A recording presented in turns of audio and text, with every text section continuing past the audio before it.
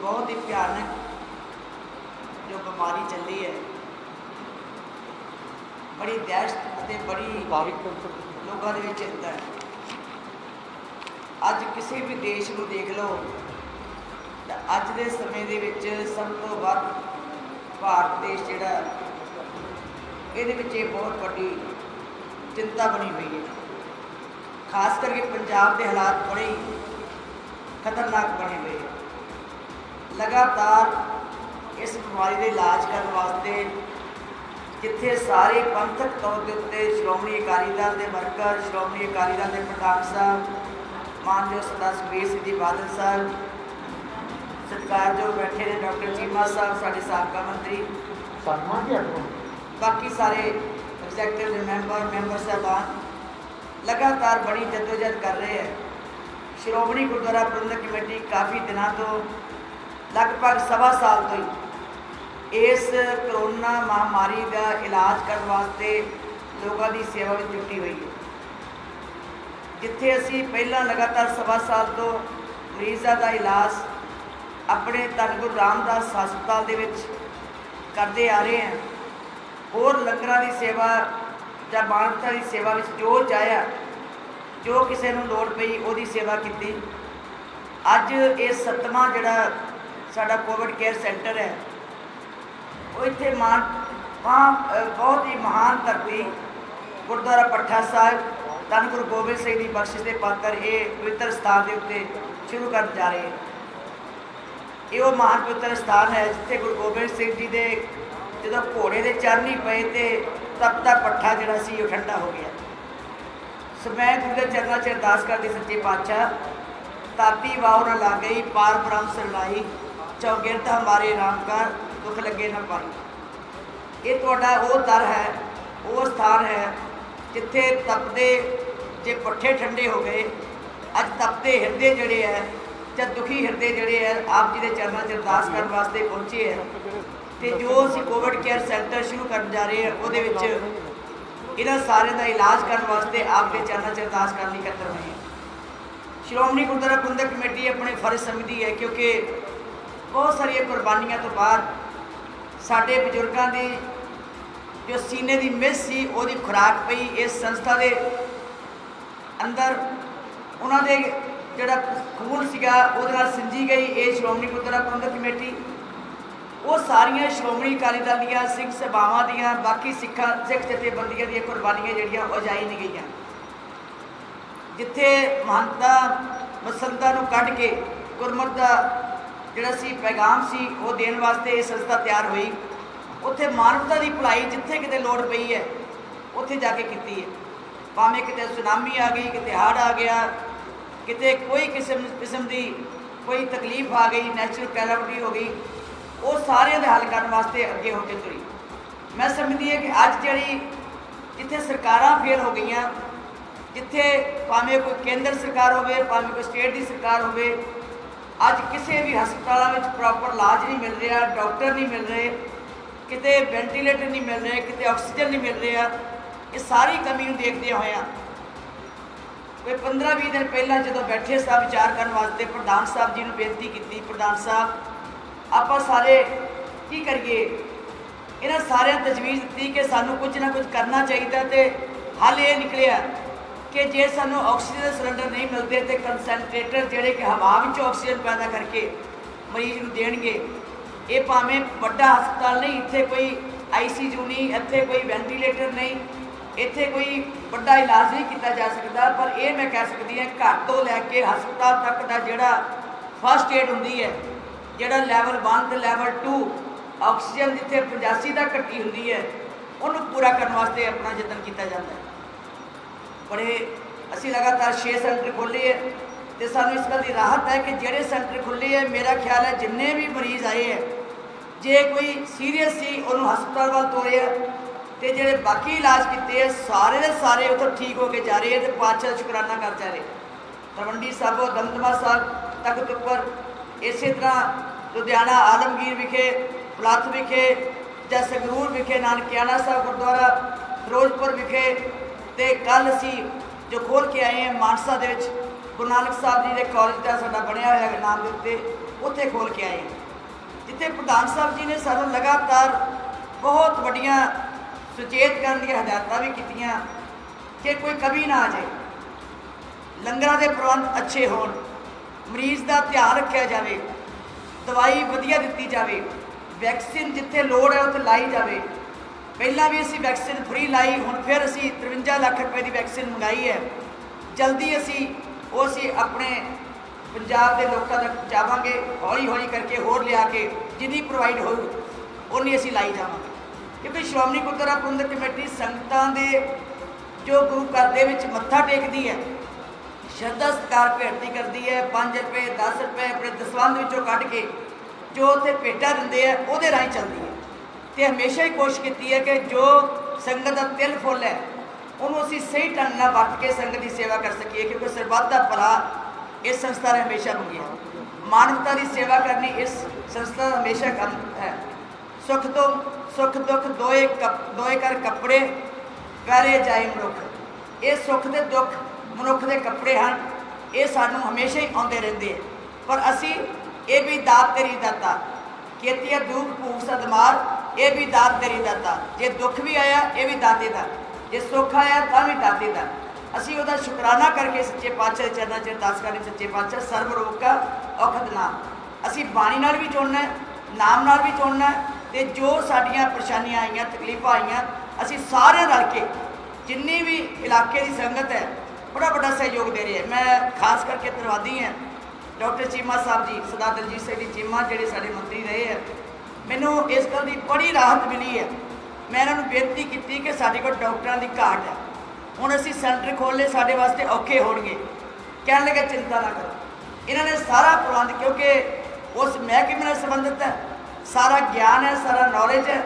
इन्होंने इन्नी उस दिन की मेहनत की कि एक एक डॉक्टर नर्सिस पैरामैडिकल स्टाफ इतों सारा इलाके विचों सहयोग लैके अज जिहड़े चले है बहुत मेहनत करके साडा सहयोग दे रहे हैं।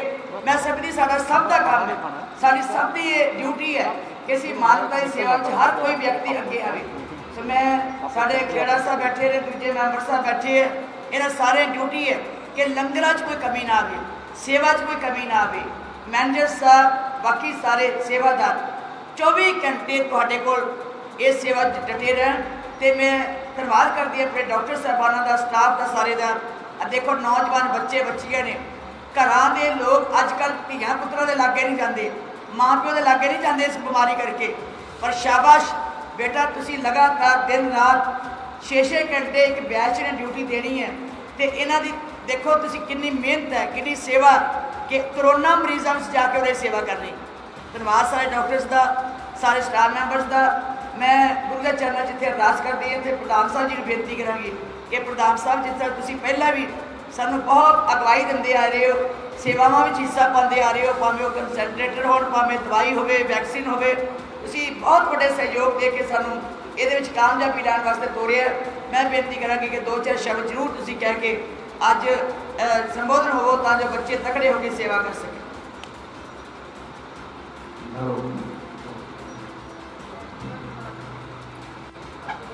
अज रोपड़ शहर च असीं हैं, गुरुद्वारा पाटा साहब, उत्थे श्रोमणी गुरुद्वारा प्रबंधक कमेटी का 7वां कोविड सेंटर असीं 10 दिन खोलिया। इत्थे 25 बिस्तरियां का हस्पताल है, पूरा हॉल बहुत वधिया इंतजाम डॉक्टर चीमा जी ने किया। मैं बीबी जगीर कौर जी का धन्यवाद तो करता ही, हर रोज़ करता है। अज मैं डॉक्टर चीमे का भी धन्यवाद करना चाहना है, क्योंकि दिन रात डॉक्टर साहब ने बड़ी मेहनत की। ਜਦੋਂ का प्लान बनाया कि सेंटर खोलने हैं, उन्होंने कहा कि इस इलाके में इतने बड़ी लोड़ है, तो उन्होंने बड़ी इंतजाम की। मैं धन्यवादी हाँ जोड़े इतों की रोपड़ शहर के इलाके जिले के आईएमए जो डॉक्टर्स हैं, उन्हों का बहुत बड़ा साथ है। खास करके मैं doctor Ajay Jindal ji president IMA, doctor HN Sharma ji retired civil surgeon, doctor Bhim Sen retired epidemiologist doctor Bhanu Parmar, तो मेरे को लिस्ट है कि तकरीबन 11-12 डॉक्टर जिन्होंने फैसला कर दिता कि इस सेंटर आके वो रोज़ इतने सेवा करेंगे। इस सेंटर में सारा कुछ प्रबंध है, दवाइयाँ इतने इंजैक्शन, वड्डी गल है ECG का भी प्रबंध इतने, ECG भी इतने होया करूँगी। जे कोई किसी को कोई हार्ट की प्रॉब्लम है वो भी देखने वास्ते इतने होया करेंगे। सो मैं संगत को बेनती करना चाहना, लोगों के विच मैं जो वड्डी गल मैं प्राप्त की है, लोगों का विश्वास पंजाब सरकार से उठ खड़िया। वो सरकारी हस्पतालों तो जाने तो डर रहे हैं। तो मैं बेनती करता, डर का मतलब नहीं है कि तुम घरे बह जाओ, क्योंकि जो घरे बह के अपना इलाज करने की कोशिश करोगे जाना जाएगियां। ऐसी बीमारी है जिथे चंगे डॉक्टर की सलाह लैनी बहुत जरूरी है जो भी थोड़ा कोई तकलीफ होए। पर मैं ज़्यादा तक देखा पंजाब के पिंडा, क्योंकि मैं रोज़ ही मेरा हूँ काम आई चल रहा है, जिदे मैं देखा कि लोग घरे बैठे रहते हैं, आंटी गुआंढी को दसते भी नहीं। जो 6-7 दिन टप जाते हैं, जो लैवल ऑक्सीजन का थले डिग पैंदा है उदों भटती है, तो उदों बड़ी खतरनाक समा होंदा है एक बंदे को बचाने का। मैं तो बेनती करता 7 सेंटर असी SGPC के खोलते, 2-3 असी होर खोल देने 3-4 दिनों के अंदर, चलो 11 सेंटर है। लिस्ट असी सेंटरों की TV राही रोज़ दसिया करांगे। मैं बेनती करता किसी को भी कोई तकलीफ अपने नेड़े तेड़े पिंड की, जे तुहानूं सरकारी हस्पतालों से विश्वास नहीं है तो थोड़े कोल पैसा भी नहीं है, तुसीं सीधे साडे सेंटरों पहुँचो, सारा कुछ मुफ्त है, सारी सेवा होगी। असी कोशिश की इत्थे जिहड़े सेंटर चल रही है सेवा भावना ना चल रहे हैं, कोई पैसे कमाने वास्ते नहीं, कोई होर वास्ते नहीं, सेवा कमाने वास्ते चल रहे हैं। तो इस करके मैं डॉक्टर चीमा जी को समूची आए मेरी टीम का फिर तो धन्यवाद करना चाहना। दूजी गल मैं गल कहना चाहना है, मैंने कहनी नहीं सी, क्योंकि यह समा वो गल कहने का नहीं है। पर दुख ना पिछले 15 दिन के मेरे पूरे पंजाब के गेड़े के बाद सारे अलग अलग जिले जाने के बाद मैं एक गल कहना चाहना है, जो पंजाब सरकार का एटीट्यूड है, जो पंजाब सरकार की कारीगरी है, मैं कहना पंजाब सरकार कैप्टन अमरिंदर सिंह बिल्कुल फेल है कोविड की लड़ाई लड़ने वास्ते। ऐ लगता है कि उन्होंने निशाना लड़ाई लड़ना है ही नहीं, क्योंकि जे लड़ाई लड़ना होंदा हालात जो पंजाब च कोई नहीं माड़ी नहीं होनी थी। अज 13,000 लोगों दी जाना चलियां एक महीने, पिछले एक महीने के अंदर 3,000 पंजाबियों की जाना चली गई। जाना बच सकदियां सी जे सरकार मन बना लेंदी।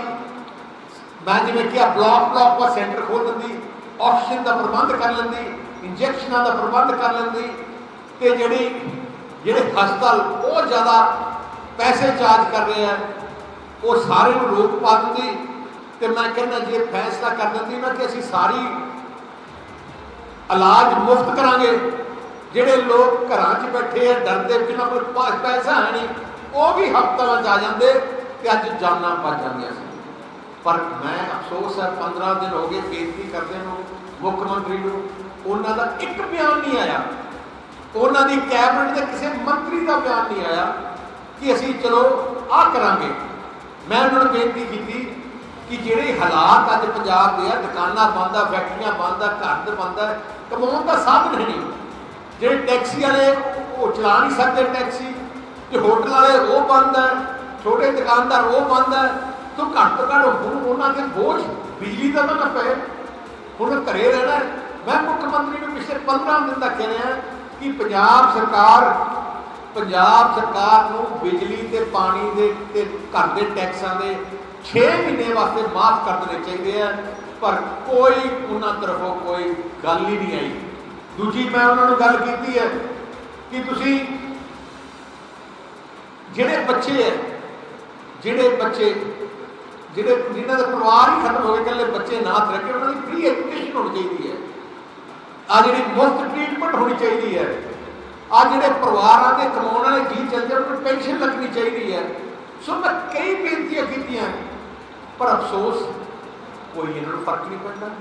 रोज अखबार मैं इको एक गल सुन रहे हैं, देख रहे हैं, लड़ाई एक दूजे जो वो कहता एक बार करता, दूजा कांग्रेसी दूजे के वार करता, लड़ लड़ के इन्होंने पंजाब को बर्बाद कर दिता।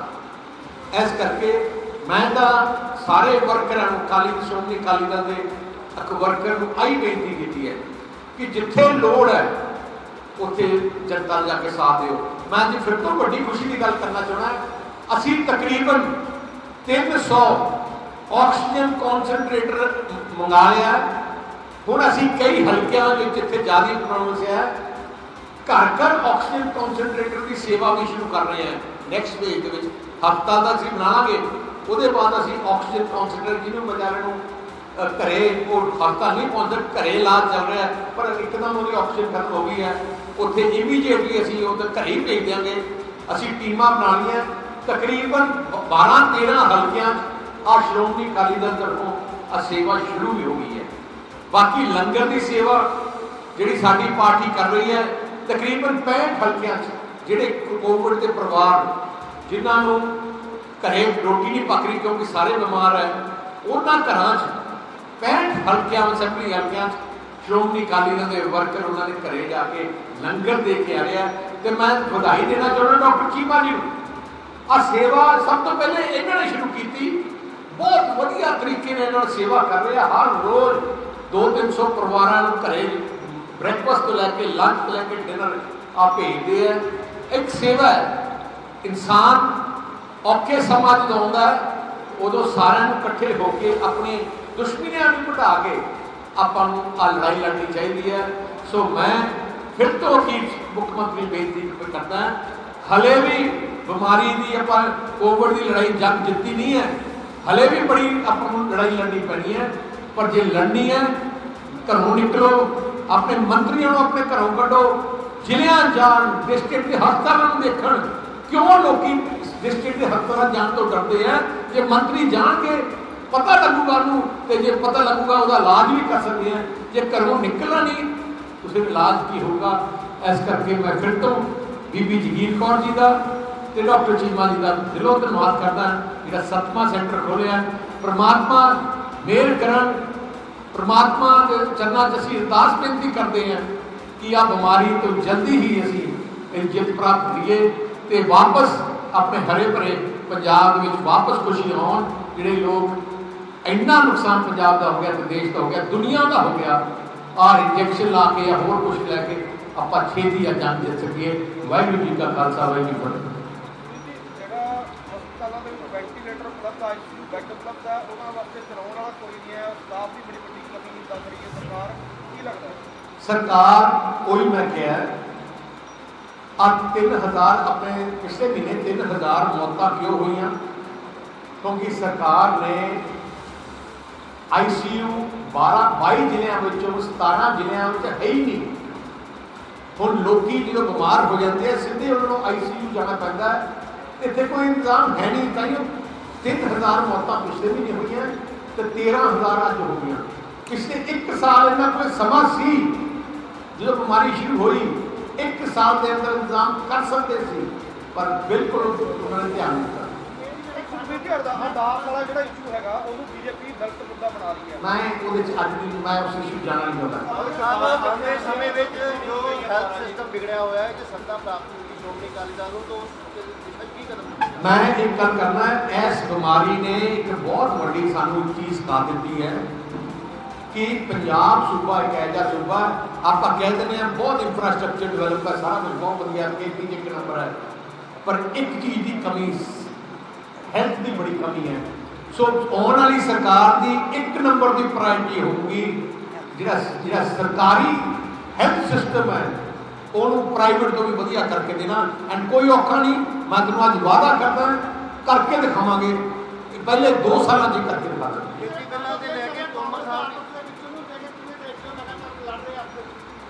सारी कांग्रेस कुर्सी की लड़ाई लड़ रही है, ਕਰੋਨਾ ਦੀ ਲੜਾਈ ਨਹੀਂ ਲੜਨੀ। ਸਰ ਤੋਮਰ ਸਾਹਿਬ ਨੇ ਕਿਹਾ ਕਿ ਕਿਸਾਨੀ ਨਾਲ ਗੱਲ ਉਤਪਤ ਕਰਾਂਗੇ ਜਦੋਂ ਸਾਡੀ ਸੰਸਦ ਦੇ ਮੁਤਾਬਕ ਗੱਲ ਕਰਨਗੇ। ਇਹ ਲਾਸਟ ਸਵਾਲ ਬਹੁਤ ਜ਼ਰੂਰੀ ਹੈ। ਮੈਂ ਉਹਨਾਂ ਨੂੰ ਬੇਨਤੀ ਕਰਦਾ ਕੋਈ ਕੰਡੀਸ਼ਨ ਨਹੀਂ ਰੱਖਣੀ ਚਾਹੀਦੀ, ਛੇਤੀ ਤੋਂ ਛੇਤੀ ਉਹਨਾਂ ਨੇ ਕਿਸਾਨ ਜਥੇਬੰਦੀ ਨਾਲ ਗੱਲ ਕਰਨੀ ਚਾਹੀਦੀ।